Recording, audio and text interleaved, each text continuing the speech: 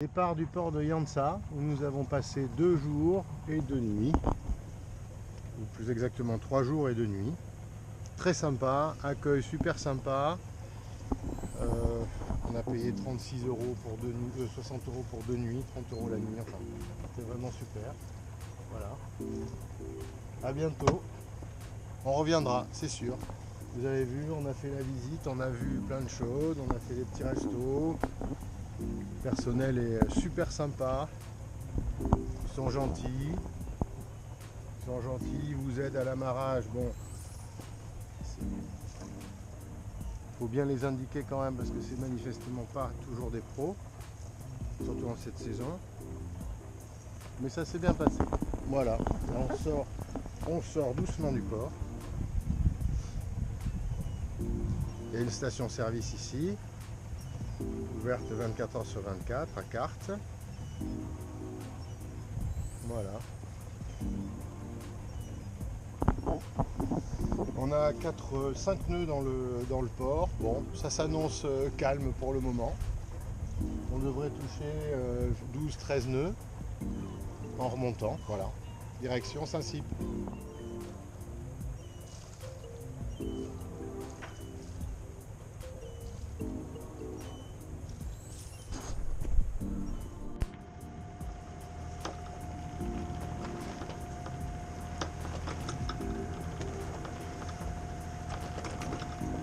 On fait un petit retour sur Yansa au mois fin octobre, début novembre.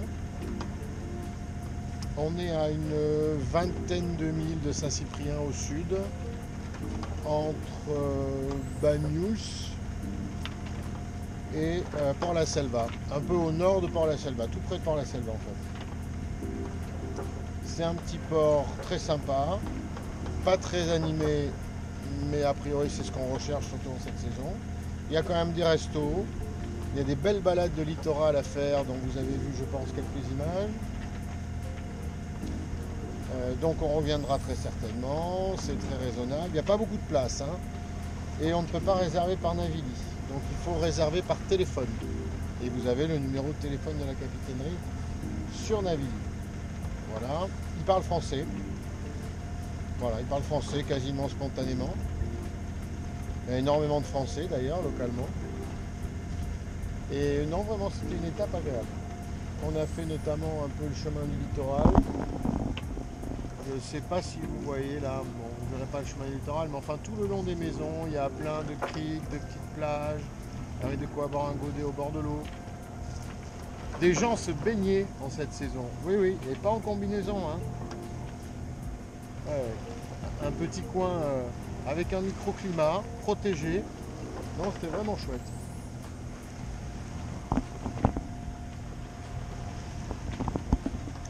La marraine a apprécié. Oui. Et comme elle est très difficile. Oh non.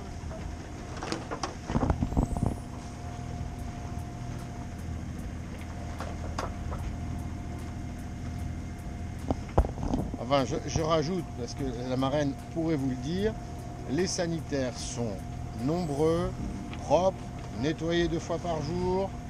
Bon, c'est un peu à l'ancienne avec les portes ajourées, mais ça n'a pas d'importance. Mais c'est propre.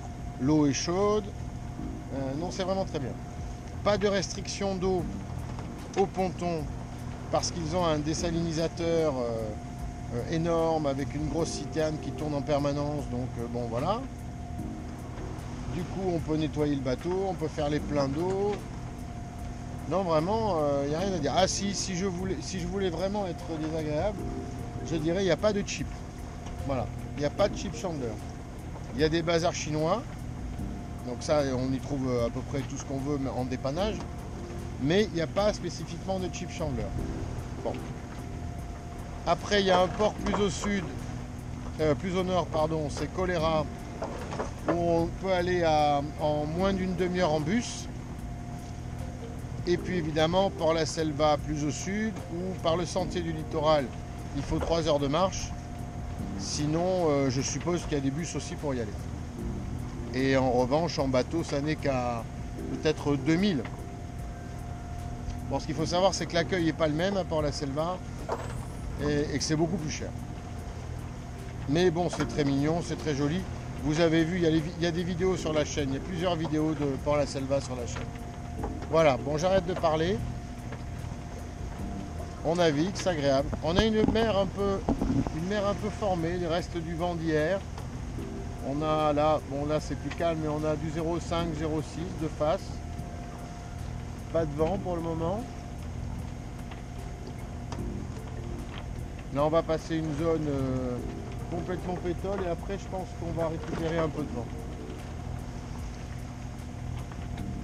On a notre copain qui est devant, et qui lui semble être à la voile, mais bon, peut-être probablement voile et moteur.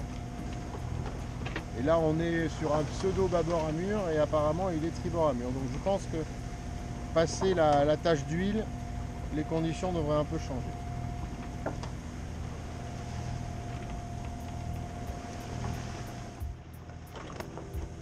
Bon, toujours pas de vent. On a le copain au loin qui est au code, donc nous on n'a pas de code, donc quand on voit les gens au code, ben on se dit qu'on va faire du code Volvo. Mais en revanche le temps se lève, donc c'est joli, regardez. Là on est justement, on arrive à Choléra, me semble-t-il.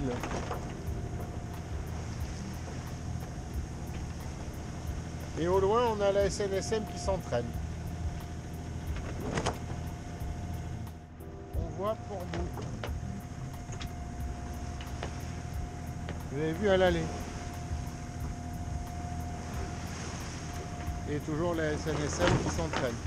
Alors on a récupéré un petit quelque chose, pas grand chose, mais bon, il y a beaucoup de mer, donc on est obligé de laisser le moteur.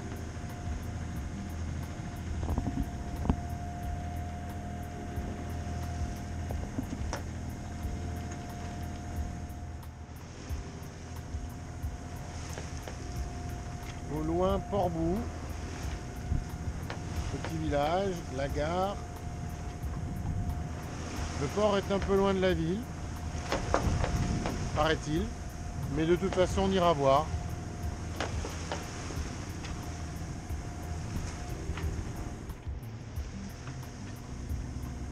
Alors là c'est le cap Cerbère. Nous sommes actuellement en train de franchir la frontière et de revenir en France.